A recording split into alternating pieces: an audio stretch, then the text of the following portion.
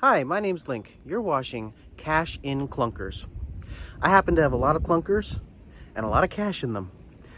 Today, I'm going to show you what to do about these sorts of issues, sunroofs. This is the sunroof on my 2003 Volkswagen Passat wagon version. It is a 1.8T. This is a clunker I bought off somebody for $600 and I sunk about, a couple of grand in already, a little over that, fixing it. And it had that very common VW problem where the sunroof will close and then reopen again, as if it's got a mind of its own. Let me show you what I mean. I fixed it already, but I want to show you how I fixed it. Step one, it turns out, is to find my keys. They're in one of my clunkers somewhere. Okay, keys found. Now let me demonstrate what was happening. As you see up here is the sunroof switch. And if I close the sunroof, what would happen was it would go right to there and then it would open again, just like that. And it would actually go all the way back to that position, fully open. And it had a mind of its own. I could close it and I could really fiddle with this switch here because there's a common problem with the contacts inside this switch. People say you just take apart the switch, fix the contacts, clean them up, bend the metal pieces, and put it back together and it should work. But this, my friends, was not that problem. Now, I can't show you the problem in action because I didn't videotape that, but I have fixed it. And in my next shot, I'm going to show you how I fixed it. First step was to completely open the sunroof. And that you get by holding the switch in the back position until it fully opens. Now, my next step was to check the weather. As you can see, it's a partially cloudy day today. This wouldn't be the right day to do this job. You need bright, direct sunlight. So we're now standing outside the passenger side door, looking at the open sunroof. And the problem, as I found out, is this piece here. This plastic piece hinges on the two sides, right here, and also right over there. And those two hinges get pushed down when the glass comes over and rides up on top of this slide here. The glass pushes this down, closing the diffuser. This is called the diffuser. That way, the diffuser gets out of the way. What I noticed what was happening, you see these little marks here? Each of these marks actually corresponds with the teeth of my diffuser. I put lithium grease on here, one of my attempts to fix this. I noticed that these little diffuser teeth were catching on the seal of the glass. So the glass would come all the way here and then get caught right there. And it would push it down on the sides, but just not enough. The center three sections, the center three teeth or three diffuser fins were just far up enough to get stuck on the seal. Now, I tried a bunch of different things. I tried soaking the seal with silicone lubricant. I tried lubricating these with a lithium grease. I tried many different options until I finally found the right solution, which I'm going to show you right now. You already saw step one, check the weather. Step two is to get a bag or some other piece of cloth, a piece of wood, and a bunch of bricks. And I'll show you how to assemble them in step three. You may also want to get two pieces of wood, something like this. It doesn't need to be this long, a painting stick or anything. And what you're gonna do, step 0, to assemble this fix, slide it underneath that arm, right from this side, and jam it up just as tight as possible. Probably want something a little thicker, but you want it sitting in there really tight.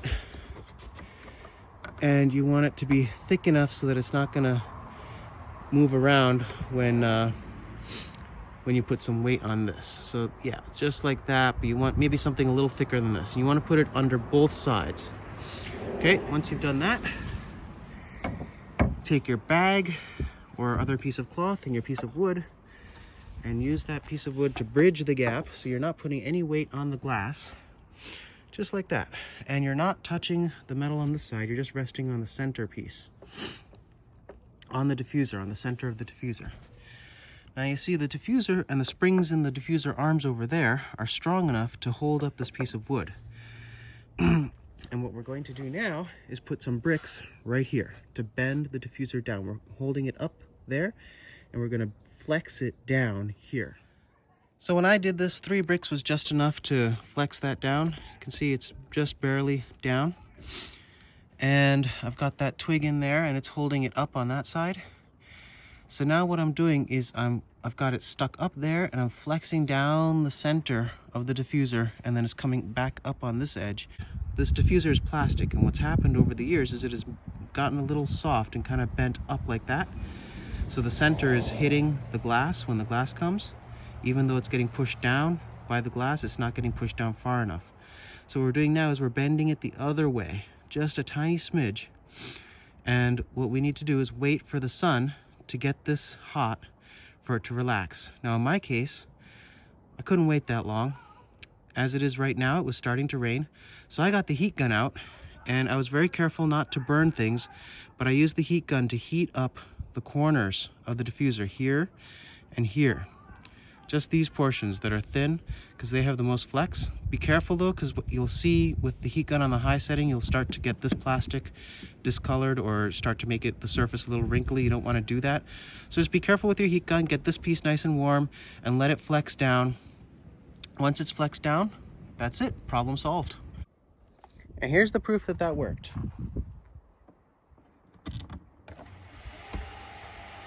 See, it comes up, presses it down, and closes completely. That's what it should do. This is my first VW, and it has been a treat so far. It's relatively simple, very fun, fast, and pretty capable. It's a wagon. I love wagons, and I was able to find a manual with a 1.8T engine, smallest engine they had in these apparently, and for me, it's peppy enough to do whatever I need it to do. And now, the sunroof.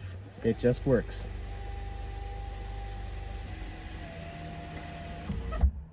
Now there are 3 problems that happen with these sunroofs.